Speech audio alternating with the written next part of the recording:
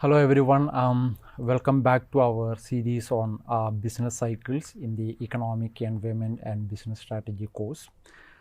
In this session, we will look at three important macroeconomic episodes that shape modern economic thinking and policy.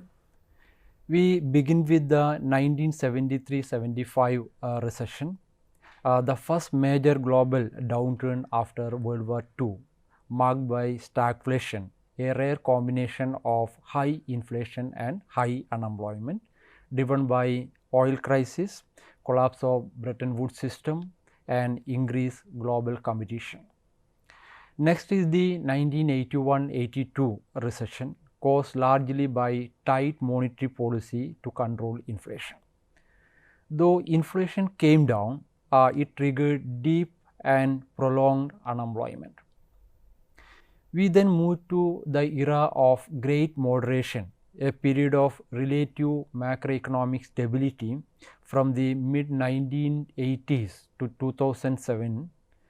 This period saw fewer recessions but ended with the global financial crisis of 2007-8-9, which exposed the hidden vulnerabilities during the economic activities. These episodes highlight how nature of economic shocks and policy responses has evolved over time. So let's start with the oil shock and the 1973-75 recession. So then coming to the 1973-75 recession, why was this recession different? So you know that the Great Depression of the 1929, it led to the birth of macroeconomics, and our understanding of the macroeconomy has henceforth. And because of the Keynesian revolution, most countries across the world, they began to increase government expenditure, most public expenditure program to revive the economy, and everyone thought that the economic future is so bright. However, this optimism met with the pessimism in 1970s, and this was the first major recession after World War II. So for the first time, economy saw both high unemployment and low economic growth rate at the same time, also known as stagflation. So what happened here is that there was the stagflation means low output, that means high unemployment, low output plus high inflation. So that means low GDP plus high inflation. This is a phenomenon economists never experienced before. It took place during the 1970s. So stagflation is a condition of slow economic growth and relatively high unemployment, that is economic stagnation, accompanied by rising prices or inflation. So just let us have a quick overview. What are the conditions before the recession? So in the United States and the Soviet Union and Western European and East Asian countries, they all experience unusually high and sustained economic growth altogether. Even the countries devastated by the World War II experienced by high economic growth by this period.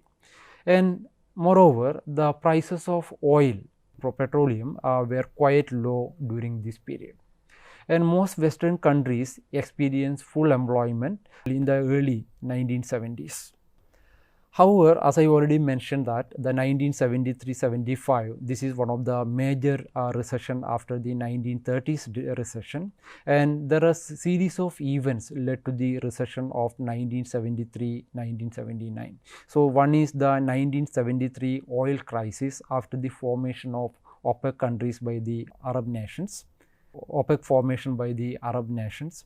Then the second was the fall of Bretton Woods system. Then the third one is newly industrialized countries. They increased competition, and which led to the steel crisis in the developed world. And there was stock market crash of 1973-74. So coming back to the first one, the 1973 oil price crisis, and this is also known as the first oil price shock in the economic history. and it was caused by the Arab-Israel war, and especially because of many countries, Western countries, they supported Israel in the war, and as a result, 1973, the Arab countries, they formed an organization that's called OPEC, Organization of Petroleum Exporting Countries, and then they made a monopoly, and as a result, then what they did that they announced an embargo on the US and its allies for supporting Israel in the war. Then as a result, the prices of oil rose from $3 per barrel to $12 globally. And then you know that oil is one of the key input for all the manufacturing industries. So as a result of the increase in the oil price, that means the increase in the input price, the cost of production increases, and as a result, the aggregate supply that decline. There was it's actually a supply side shock. We can call that it's a supply side shock, mainly because the shock was on the input side, because oil is the one of the major input for manufacturing sector. So you can see from this figure that look at the oil prices here. You can see here, then by 1970, 71, 73, you can see the oil prices increasing. So by 1975, 1977, you can say that there is a skyrocketing increase in the oil prices. The second event that led to the 1972-75 recession was the fall of Bretton Woods system. And in one of the previous lecture, we have discussed what is Bretton Woods system. Bretton Woods system, this is an outcome of the Bretton Woods agreement in the 1945. It effectively made the US dollar as the benchmark currency or the reserve currency for the Western world. And they all followed a fixed exchange rate regime, and the United States agreed to link the dollar to the gold at $35 per ounce. And the countries, those who agreed for this fixed exchange rate, mainly the developed countries, these foreign nations could exchange dollars for gold when they wish. So the international economic situation began changing in the 1960s. What happened during that period was that due to the increase in the US import, US needed to print more and more currency for international trade. So they decided to increase the money supply. Then the issue is that the US was now running a large trade deficit. Dollar continued to flow overseas. You know that because they have been importing and they are making payment in terms of dollar, and most nations like Switzerland and France, they accumulated large amounts of dollar and demanded redemption for gold. But what happened that President Nixon during this period, he understood the magnitude of the problem, because at the same time US economy has been growing, their import requirement also has been growing, and as a result they need more currency, but they didn't have sufficient gold to keep it as a backup, as a reserve. So the US gold reserves began to decline, and most foreign countries who have been holding US dollar began to ask for conversion of their US dollar into gold, and this caused the US to consider abandoning the fixed gold and dollar exchange rate.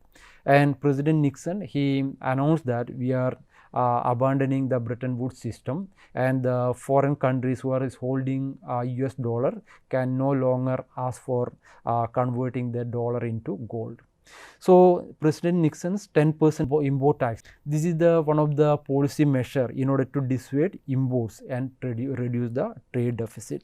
In addition, the president also imposed a 90-day wage and price freeze to curtail inflation, because at that time you know that there was 2-digit inflation, and in order to control the inflation, president imposed a 90-day cap on wage and price. In other words, government intervened in the labor market and output market.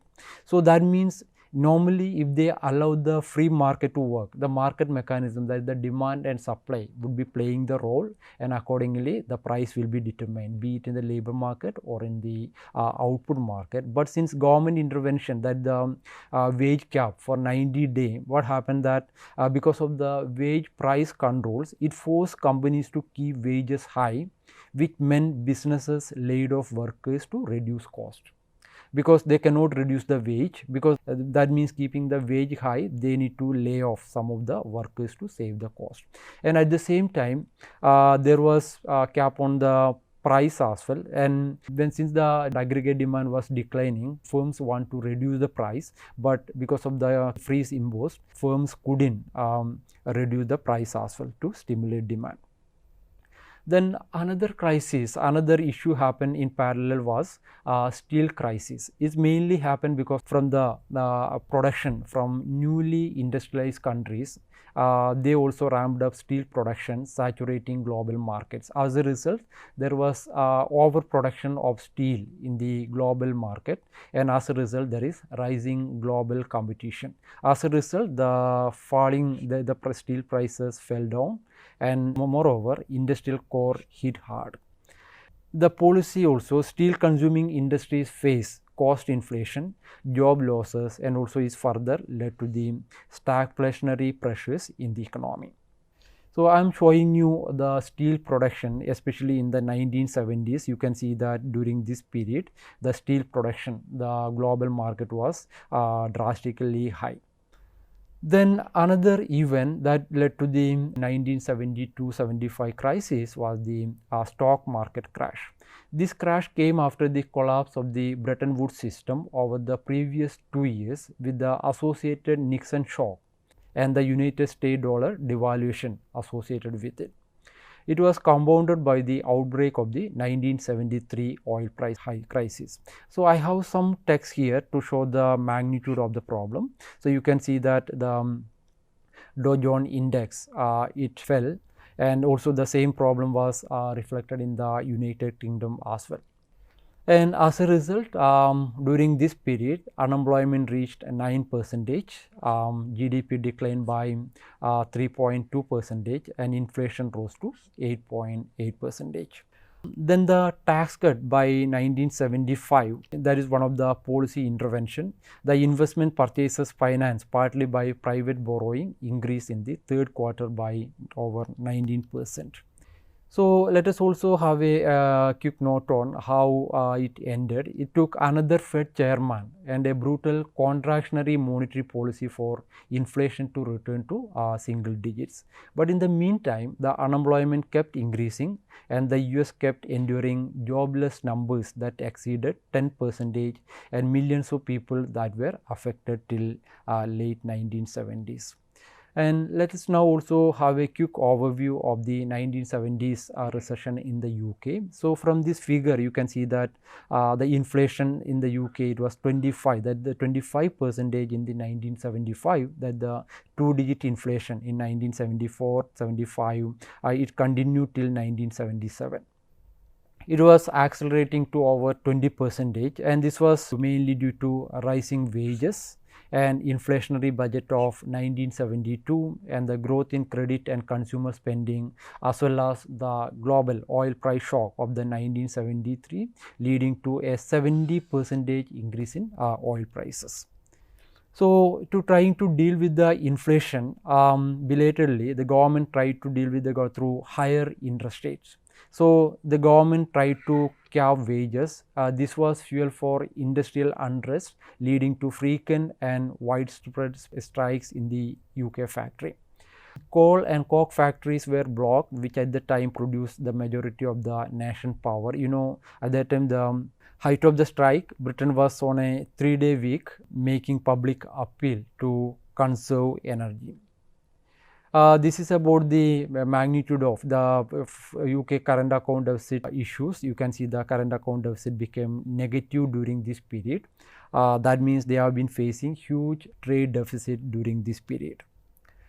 And in 1976, the UK needed to apply for IMF bailout, and this was due to a high budget deficit and also concerns over the value of the sterling. So market believed sterling was overvalued, so kept selling, causing the pound to depreciate. So in 1977, The economy showed signs of recovery and helped by oil revenues, and the balance of payments improved. So the IMF gave the loans to the UK. However, over time, since the pound also strengthened after the loan, UK didn't need to draw out the full loan. So this is the UK's net borrowing as a percentage of the GDP. You can see, especially during this period, this is the crisis time. You can see that the net borrowing as a percentage of the GDP has increased during this period. Then let us also have a quick overview of another recession, that is in 1981 to 82. So the recession of early 1980s, in 1980s there was a recession, but that can be defined as two recessions. One is first extended for 6 months starting from January 1980, and the second extended for 16 months from July 1981. So the US ended recession in January 1980 and returned to growth 6 months later in July 1980. However, by July 1981, again the recession hit the US, and the second recession started. That means the second recession started in July 1981, where the unemployment rate remained unchanged during this period. You can see from this figure the inflation soared this period again. You can see here in the early 1980s. The consumer price, the inflation increased, and as well as the output also declined. In this saga of recession, the oil price, the supply side shock also played a role. Oil shock led to a decrease in aggregate supply again, the shifting the aggregate supply curve to the left. This is mainly because the cost of input has increased, and you know that the cost of production increases. As a result, it became a supply side shock, and as a result the aggregate supply curve shifted leftwards. So this led to decrease in output and increase in price level, and also in parallel it led to increase in unemployment rate. You know that when the level of economic activity declined, that the GDP declined, the demand for factors of production also declined, and that means unemployment will take place. There are some more insights on this. This is the prime rate, the short-run interest rate in the US. You can see during this period, the short-run interest rate it increased. That the Fed fund rate, the rate at which one bank borrow from the another bank, it increased. It became 2-digit, and as a result the cost of borrowing for the firms increased, and also you know that this is lead to the increase in the cost of production for the firms. I'm also showing you some more data on how the annual inflation looked at 1980 to 1984. This is the monthly data in the 1980s. You can see the 2-digit inflation.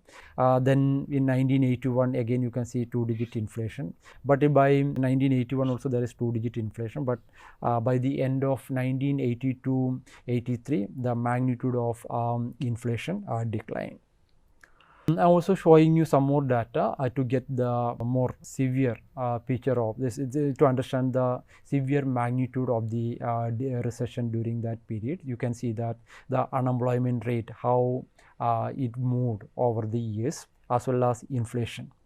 You can see it has been increasing over a period of time. So I have some more data. I would suggest you go through these slides and get more insights on this data, unemployment data. I would also suggest you collect from web lots of data regarding unemployment, output, and price during this period to get a more in-depth understanding of the recession during this period. Let us also discuss what are the policy intervention initiated to cure the recession. One is loosening the contractionary monetary policy. They began to follow an expansionary monetary policy so that the rate of interest will decline. Another policy intervention is mainly guided by the supply side economics. That is also a main economic wisdom believed by President Reagan. he believed that strengthening the supply side of the economy is critical, because until 1970 it was Keynesian revolution. Keynesian economists believe in demand side economics, but President Reagan in 1970s, he argued that supply side economics is a key. That means the supply side of the economy should be incentivized by tax cut and also giving subsidy. So he began to give tax cut to the firms, industrial sector as well as agriculture sector, and he aggressively cut income tax from 70% to 28% for the top tax bracket. Moreover, he cut the corporate tax, that the tax on the profit of the corporations, from 48% to 34%. The idea here is that the supply side of the economy should be incentivized, and as a result, or not only that, the people should be having more money. So he believed that the giving more tax cut, more supply side economic incentives. And he also increased the government spending. Under Reagan, government spending increased 2.5% annually. And also they made effort to reduce the oil price. Then it comes the third episodes in economic history, that is called the period of great moderation. The period between 1980s and 2007 was considered as a time of macroeconomic stability. It is called the period of great moderation. Though there was a recession in 1990-91 and 2000, but those recessions were not so severe. So apart from that, what we can see that from 1980s to 2007, there was no major recession. However, you can see that the period of great moderation got an end in 2007-2009 by the great recession of this period. That you can see that initially it was a real estate crisis, later on it became a financial crisis, and by 2009 it became a full-fledged economic crisis, that is a recession. So let me show you some data and insights on the period of great recession. So just look at the percentage change in GDP over time. So you can see that from this period to this, especially 1950 and 1955, this time there was slight fluctuation. When from this period to the 1980 to 2007, this is the period of stability. This is the period of stability. So we call this is the period of great moderation. So the wide fluctuations and business cycle during early decades of post-war period was there, but however, it dampened out between 1980 2007, and as I mentioned, this is called the period of great moderation. When it comes to the inflation, this variable also you can see before 1985 and after 1985, you can see this period, the period of great moderation, you can see that there is stability in inflation as compared to the previous period. Similarly, about the long-term unemployment also, during this period, the 1930, this period to this period, you can see there was a kind of moderation or stability. So what we have done in this session was that we discussed three major macroeconomic episodes. One is 1970s crisis, where we discussed 4 major causes, including oil price shock, collapse of Bretton Woods system, steel crisis, and the oil price shock. Then subsequently we discussed 1981-82 crisis, and then we discussed the period of 1980 to 2007 as the period of great moderation. An important point to remember here is that since what we can see that from 1980 to 2007, there was no major economic crisis. This was actually overall most economic variables were stable. However, there was some kind of hidden vulnerabilities. Though economy may seemingly it may be calm and quiet, but what this means that this kind of quietness actually leads to some, it actually contains some hidden vulnerabilities that came into the full extent by 2007-9 crisis, that we are going to discuss in the next session. Thank you for watching this session, and see you in the next session. Thank you.